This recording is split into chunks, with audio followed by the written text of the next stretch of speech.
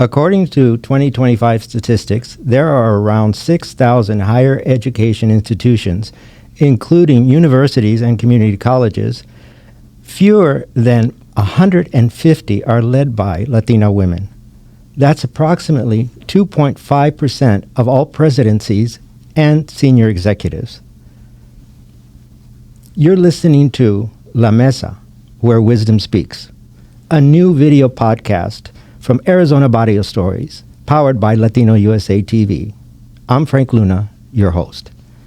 This series is dedicated to preserving the voices, stories, and legacies of Latino and Chicano communities across Arizona and beyond. Through storytelling, we document history, honor heritage, and ensure these narratives remain accessible for future generations to learn from and build upon. On today's show, we're joined by two prominent Latina leaders from the Maricopa Community College District, which comprises 10 colleges and satellite locations across Phoenix and the metro area. Each of these professionals has spent the better part of their careers serving higher education in a system whose executive leadership ranks are dominated by men. However, these dynamic women have successfully broken through the proverbial glass ceiling and become respected leaders in the community. What's their secret? We're about to find out. We've invited our guests to join our mesa, or table, and share their stories, lived experiences, and wisdom. I think you'll find what they have to say moving and engaging and inspiring, especially to the next generation of young and upcoming leaders in our communities. I'd like to start by welcoming and introducing Dr. Veronica Hipolito, President of South Mountain Community College. Dr. Hipolito, thank you for being with us today. Frank, I'm so excited to be here. Thank you for the opportunity. Absolutely. Our second guest is Ms. Judy Sanchez, Interim President and CEO of the Maricopa Colleges Foundation. Ms. Sanchez, thank you for joining us. Oh, thank you, Frank. We're so excited to be here. Thank you. Ladies, is it okay with you if we all address each other by our first names? Absolutely. Absolutely. I prefer that. Great. Now, I opened the show by highlighting a striking statistic of the 6,000 colleges and universities in the U.S. that only 2.5% are led by Latino women at the presidential or senior executive level. Can we start things off by getting your reactions to that? Either of you can start. I was surprised and not surprised. You know, I think as I have assumed this role, so many of the reactions from students, community members have been, I'm so excited to see someone like me in this college presidency. And I think for me, I recognize the responsibility of my identity and what I bring to the community, but it wasn't forefront as I pursued that role.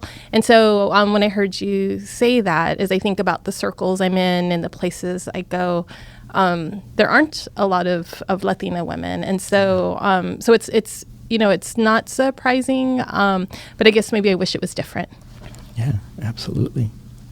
Judy? Yeah, I concur. I was shocked that it was that low. I knew it was low, but not that low. And I always approach things by people first, but then you can't help but then try to look for leaders of color, women, and others that have those opportunities equal to others. And so I hope we can change that number, and I hope that the next generation of young women, men, especially in the Latino and Mexicano, Chicano community, will see themselves as being able to achieve those things. So hopeful that we can change that.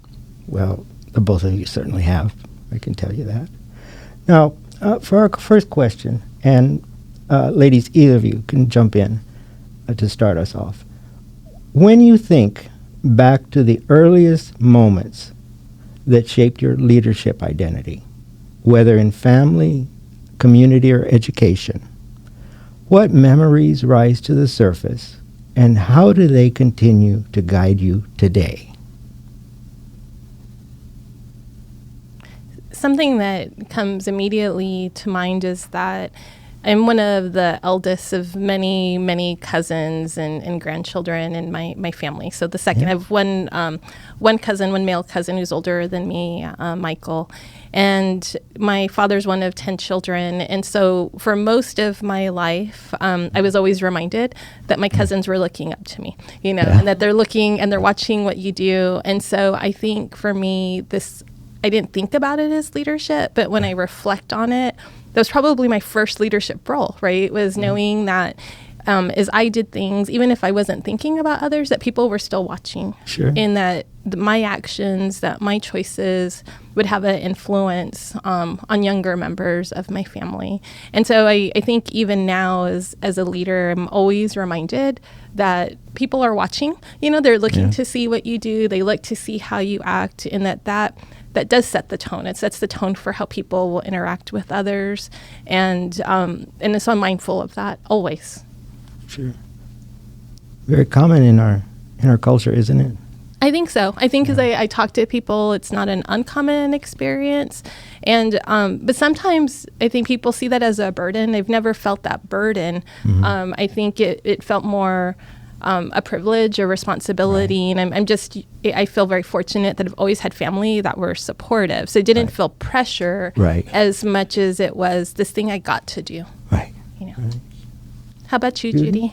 I think for me, earliest childhood memory is that, so first of all, I come from a family of 5, and I'm the youngest. And there's a big age gap difference between the oldest to the youngest, about 10 years. So I didn't really grow up with the older siblings in the house for very long, but just my brother and I are probably the closest, 3 years apart.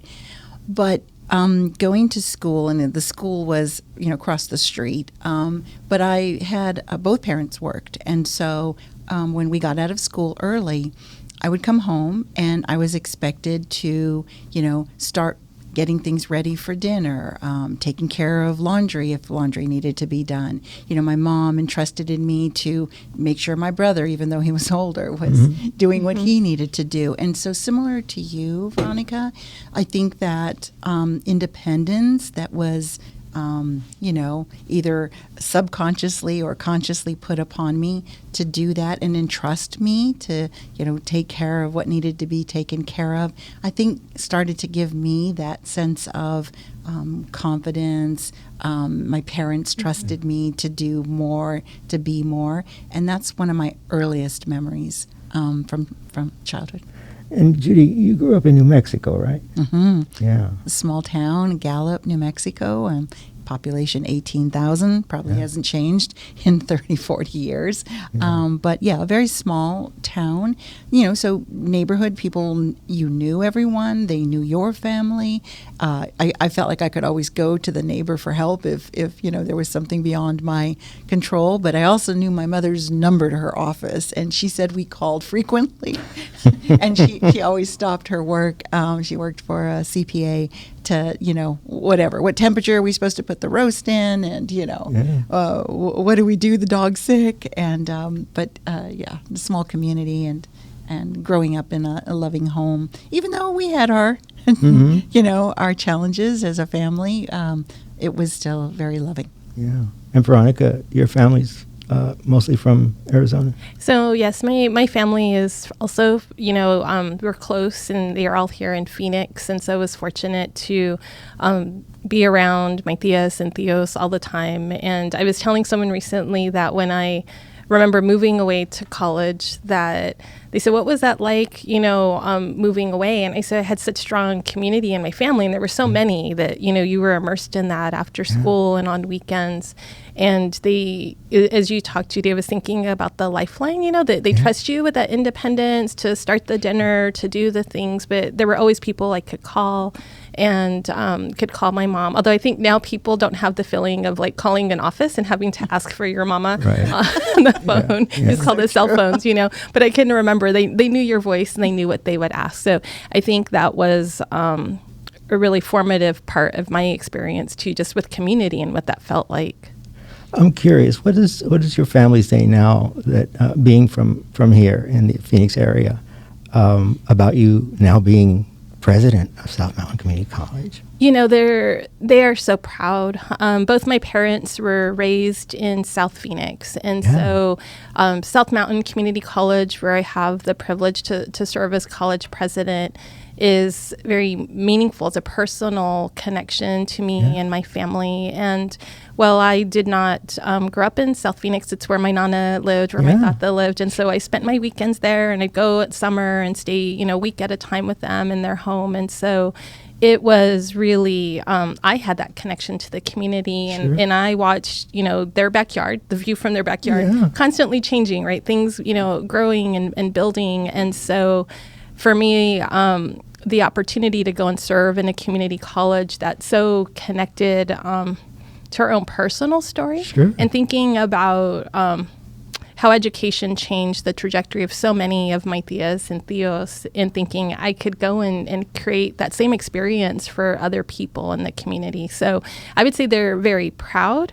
but I think they also know me and my tenacity and my leadership, and so they also feel like the college is fortunate. And so I think where I think I was raised to have that sense of humility, they are so proud. In fact, I was on a trip with my dad recently, and we were overseas, and we met a family who was on a tour with us. And so at the end of the tour, she says, your family just seems familiar. I just wonder if you know my family. She's from Arizona. Oh, wow. And so there wasn't that connection. But at the very end, then my dad says, well, you might know my daughter. She's a college president, in Arizona. And so you just see that sense of pride. Right, and it makes me want to do a good job, not just for my students and the community, but for my family as well. Yeah, absolutely. Now, before we take our break here, I do want to talk a little bit about something that both of you are, of course, very well informed about, and that's a little bit about the student demographics of the profile of the Maricopa student, and something that our audience might find interesting to know. And I think it's still fascinates me to know that the majority of the average Maricopa student is female, and that over 70% are part-time students, and over 50% are female, 90% are Arizona residents, 50% are first generation. Now, let's see, the largest ethnic minority is Hispanic, and I was looking at the Maricopa website, 38%. And if I am still correct, all 10 colleges are Hispanic serving institutions now. Yes, that's correct. We're all proud to be Hispanic serving institutions. And sadly, despite what's going on nationally with that designation being challenged, can either of you talk a little bit about that and what's happening with that? Because I know that was not an easy designation to get, and it was hard won, I should say. Yeah, for sure. I think, we are certainly in a unique time with all of the external pressures, related to politics. And when I think about who our students are, it doesn't change that. I think that someone can give you a label or a title, but it does not change who our students are and what their needs are. And when we talk about being a Hispanic serving institution, there are many places where you're achieving that just by enrollment. But truly, the responsibility of that is how you serve your students. And are we providing the network of support, we providing them learning opportunities where they will go on and change their lives, their families' lives. And so regardless of what happens in the world around us, that doesn't change. That doesn't change our commitment to ensuring that we're doing what we can to support our students. And I think part of this is also helping them to know that despite all the things that are happening around them, that we're still here for them, and that we're here to support them, and that we're going to continue to ensure that we're increasing access for students, that they have an opportunity to learn, but that we can help them be successful once they leave as well.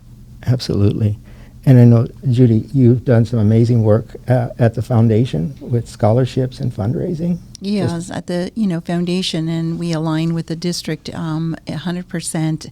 It's been about access and affordability, and that's not going to change to all students. Is we want them to be able to come to community college and earn a higher education degree. I think that as we've had to explore the whole DEI language and how we've had to move away from that, we've pivoted to find ways to have conversations with donors around other ways we can attract students. As you noted, the high percentage of first-generation college students, we know we can impact that area. Low-income students, we know we can have donors, include that criteria in their fund agreement. So for us, the work just continues: access, affordability, and we look for ways to still help those students that might have been affected as the changes occurred. Yeah. Well, we're going to take a brief pause here, and we'll continue the conversation with Veronica Hipolito and Judy Sanchez. This segment brought to you by Gutierrez Law Firm. Hola, mi gente. I'm attorney Francisco Gutierrez and a proud sponsor of Arizona Barrio Stories. I grew up in the Anat Barrio, and I've been practicing law now since 1984. Experience really does matter. If you've been injured by someone, call me. Let's talk. Welcome back, folks. We're going to continue our conversation. Ladies, in your current role, how do you balance institutional responsibility with cultural authenticity, especially when advocating for students whose lived experiences may not be reflected in traditional systems? Now that's a mouthful. Sure is. I know. I'm going to pass to Veronica. Let her take that one. It's a big question after a break. I know. You want me to repeat it? No, I think I've got you. Okay. I believe with leading with authenticity. I don't think I can be effective in my role if I leave that at home, right? Like for me, I leave work and I have to show up as myself. I have to bring who I am. Part of that is also then honoring who my students are, right? And who they bring to the table and their identity. And so, as I think about navigating the politics, the policy, but also, what you just said, Frank, was that what higher education was built to do was not built with all students in mind. And so we've had to adapt and evolve over time. And so, but I enjoy that work, right? That's the puzzle making. It's trying to figure it out. It's not easy work. But, I enjoy doing that in collaboration with others, with people like Judy who are helping us to figure out, well, what are those barriers in front of our students and how do we, get our students past that? But I think for me also, it has been, I see the cultural identity of our students as an asset, and helping them to see there's so many people in the world that are telling them that who you are, that it's a deficit, it's a challenge. And I just take this opposite viewpoint always, that who you are, it makes you stronger, it's your superpower, and what are those things that are going to help you get to where you want to be. So, for me, it's just a complete mind shift. But I have to first acknowledge, where we've started and where we have to go. Right. Well, this might be getting too personal, but I think for me, the authentic part resonates, but also the empathy. And that comes from, I know, my childhood and my family. So, we ate a lot of sopas because that's what stretched the meals. Rice and beans. It is so good. That's still my favorite. Me too. And tortillas.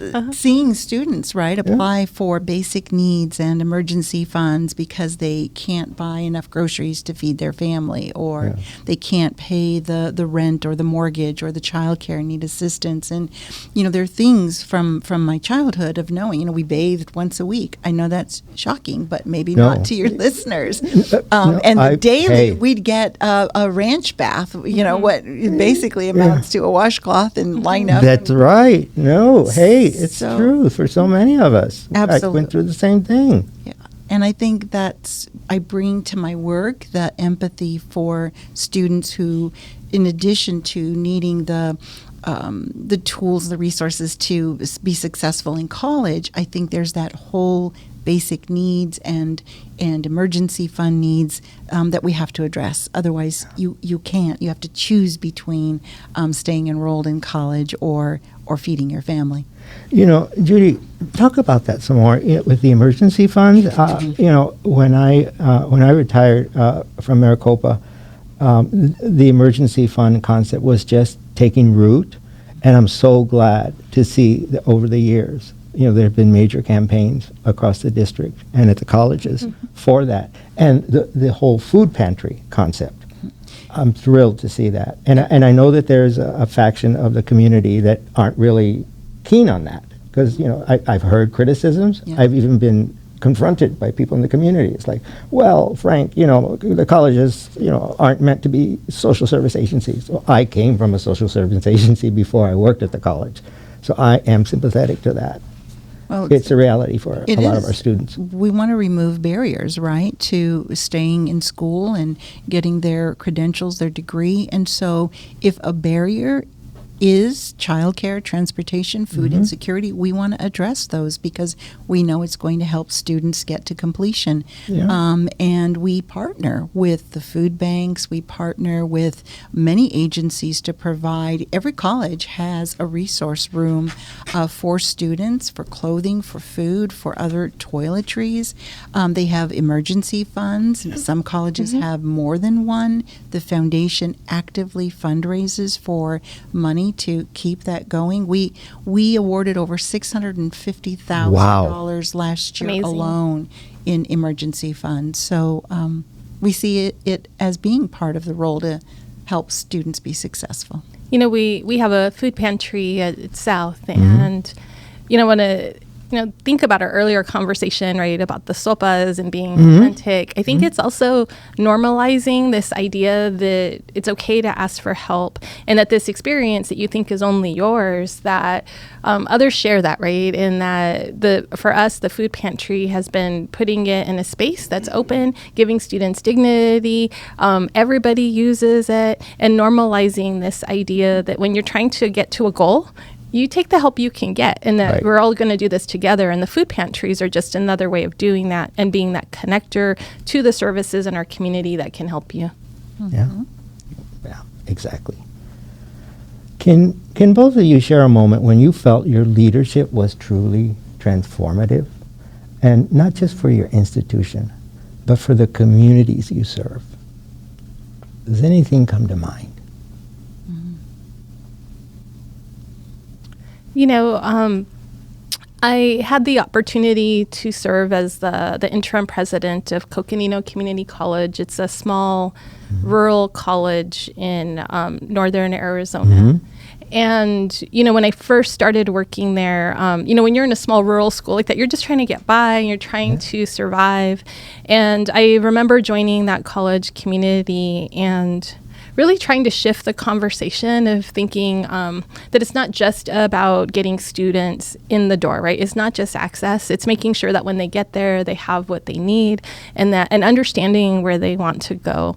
And there were just different feelings about that, right? That we had done enough when we had created that access point. And so, you know, I really worked hard to establish partnerships with universities and colleagues and community members to say, like, we're all in this together, right? How do we help support our students? And I felt like that was really impactful, that we don't have to do this alone, that, you know, when you're a small school without a lot of money, you feel like problems are insurmountable, but we can do so much when we work with our community partners and we work with partner institutions. And I feel like that made a difference for our students in our community. I think also being willing to take risk. And I always think about, what does it mean to be a courageous leader? And sometimes it is being the one who's willing to speak up, even when others may not feel how you feel. Yeah. What do you think, Judy? I think for me, probably a moment was when we were able to, or when I was able to lead the effort to create scholarships around special communities, right? So we have the Hope Scholarship for undocumented students, having the Latino Legacy Scholarship, right, that helps advance young Latino men and women. Being able to create these specialized scholarship funds and, working with donors who would rally around supporting that, whether it's, even our LGBTQ community. And so I feel those moments when I was able to bring about those brand new, they didn't exist before, then I knew I was impacting community beyond, beyond myself or even just the organization, because those will live on. They're endowments, and so they will continue to provide that support in perpetuity. Yeah. And I think that's so important, Judy. To me, part of transformational leadership is that you're not just thinking about this moment, right? It's the seeds that you're planting. Right. It's the work that you're doing. And we're responsible for this moment in time, and how far can we move that needle for our students? And it's preparing other leaders, right, who are going to come after us to do that work. And I have to commend both of you, because you have been at the forefront, both of you, of so much of that work. And that's the beauty of the community colleges, and the community that supports it, the alumni. And a lot of people don't realize that a lot of that transformational work starts at the community colleges. A lot of bold, brave things are done, and the community looks to the community colleges to start and experiment with those kinds of projects. Legacy is often built quietly through mentorship, advocacy, and everyday decisions. What kind of legacy do each of you hope to leave, and how do you see it already taking shape? So for me, leading with legacy is part of what I hope to do with the culture that I get to create as a leader, thinking about leading from my lens, leading with heart. I think about one of my leadership skills, empathy is one of my superpowers, right? And I don't know that that's always valued, or even kindness. And so showing people that we can lead in a different way, and how we infuse some of those values in our college community. And I can see that starting to take route, and even having students come up to me. I had one student say, and it seems silly, but she goes, I like how you embrace your femininity, and she says, it makes me feel like I could do this too. And then having another young Latina student, she was a speaker at an event and announced that she was going to be a community college president one day, right? And so I think it's, I want my legacy to be that there are a lot of different ways to lead, and that there's a lot of ways that we can bring heart and care into our work. And then, I would say the other thing that's also part of what I want to achieve as a college president is when people talk about South Mountain Community College, it's always they're the smallest community college in Maricopa. And so I always say that by the time I leave, we will not say that. We will say we're the most impactful college in Maricopa. That's my goal. That's the legacy I hope to leave. I love it. That's great. I think legacy for me, you kind of touched on it earlier when you introduced me. I think never having realized that I could achieve being interim president and CEO for the foundation as a Latina woman. And I think that sends a message. And hopefully the legacy is that there will be others that follow behind me. I also think my legacy is about mentorship. There have been some incredible people who have mentored me, formally, informally, given me great advice, given me, hard conversations. And I feel that I have also tried to do that back then to others, is to mentor, to be available when they wanted to interview me, to shadow me, to spend time with me. I've had formal mentees and informal. And so I hope that those people whose lives I've touched in that way, that they're going to go on and achieve great things. And maybe I had some small or big role to play in that, but mentorship and that has, been a part of my trajectory, and I hope it's part of what I leave behind. Paying it forward, right? Yeah, absolutely. Now, this kind of, maybe you consider this a follow-up, I would say.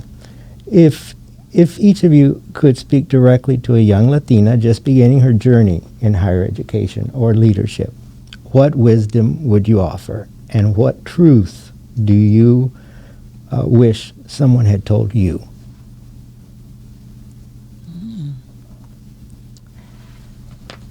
So when you just shared that, it brought back a memory of being a young Latina in my high school counselor's office, and we were getting ready, to do all the college applications. And I was that kid who always had my Harvard sweatshirt. I wanted to go to Ivy League, and I remember going to him and him saying, have you ever thought about like cosmetology? Have you ever, which is an honorable profession, and right. But so different than what I wanted.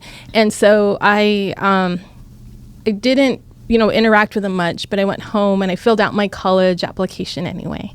And good for you. So my advice to young Latinas is you keep going. It doesn't matter what someone tells you or what they think you should do or what your path is you keep going. And you find the people that will help you along the way, and remembering that you define yourself, right? And I think that's just been a constant mantra for me, as I define me. And so I think that's important for young Latinas to constantly think about, because there's so much messaging in the world around us that's telling us who you should be. But it's always your choice. Yeah.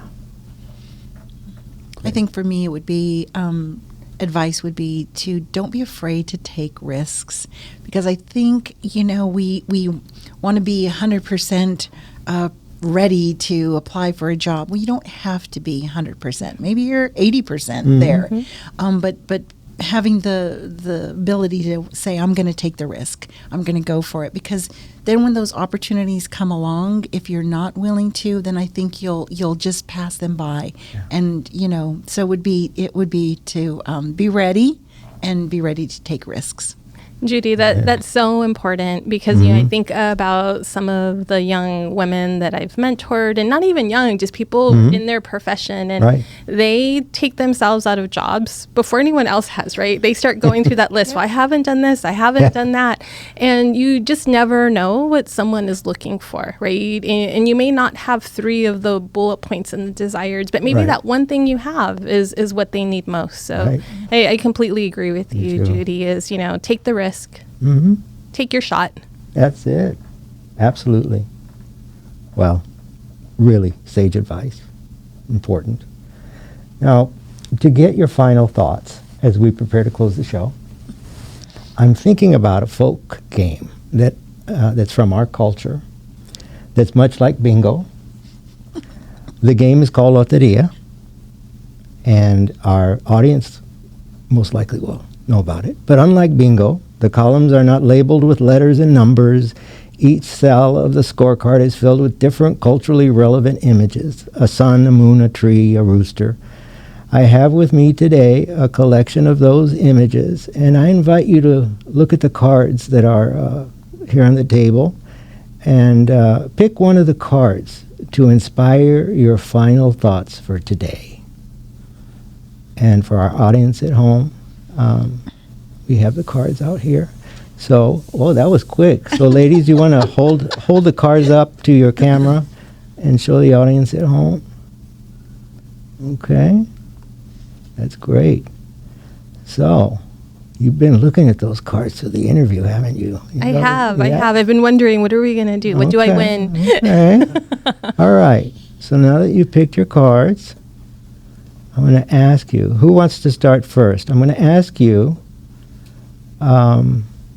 what is it about the card that you chose, and how does it speak to you? Who wants to go first? Why don't you go first, Judy? Okay. So mine is an árbol, a tree, and I chose it because I think it starts as a seed or a seedling and grows. So I feel it speaks to the growth that we have both experienced as Latina leaders, growth as women. It also, the branches of the tree resemble family, comunidad. I loved when you talked about cousins and tios and abuelas and abuelos and all of that and all the people that have been part of your journey. So friends like you, Frank, and that's all the branches that go off into different ways, and the longevity of it, right? That you may not see the tree come to full maturity in your lifetime, but it goes on, and that's that legacy piece you were talking about. That's great. So the tree just symbolized so many of those thoughts and images for me. Yeah. That's why I picked it. Wow, that's great. I like great. it. Yeah. Veronica? So I picked the nopal, and I think, we have in our family, my grandma had a big nopal plant in her backyard. And so when her home was sold, my dad took pieces of the nopal and he planted them in pots. And so then everyone took one, right? So they're growing in all of our family, and we think of it as our family heirloom. And I had it growing in my front yard, and we've had so many storms, and my nopal broke, and I was so sad. And my dad said, you just take the pieces and put them in a pot, and it's going to start growing again. And he's right. And so for me, it's also about resiliency. And I see this nopal. I mean, it was battered. And so to think that it could come back, and it'll come back in a new form, because you got to take the pieces. Sure. But I think when I was looking at it at the table, that's what I thought, that it's resiliency. Sure. Wow. That's pretty good. Deep. I like it. You like it? And you can eat it. I'm a little hungry. It's getting near lunchtime. Nopalitos. Yes. How do you like them? I just like them with frijoles wrapped in tortilla. Okay. Yeah. Pretty good. Tortilla makes everything. I know. Yeah. As long as you got those tortillas, man. Shoot. Okay. Well, ladies, we've come to the end of our show, and I would like to thank you again for taking time out to be with us today. It's been a delight. Dr. Veronica Hipolito, thank you so much. Thank you, Frank. This was fun. Today. Thank you so much. Oh, thank you. And Judy Sanchez, from both of you from the Maricopa Community College District, my home. Today's conversation has been very enlightening for me. But I'd like to hear from you, from our audience, how it sat with you. So please take a minute and share your thoughts with me. Send me an email at frank@latinousa.live. Let us know how you enjoyed the show. Share it with your friends by sending the link from YouTube. Write a review or subscribe to us. Follow us on any one of our social media platforms. Until next time, thank you for joining us. This is La Mesa, where wisdom speaks, at Arizona Barrio Stories and Latino USA. And I'm Frank Luna, signing out until the next time. Thank you.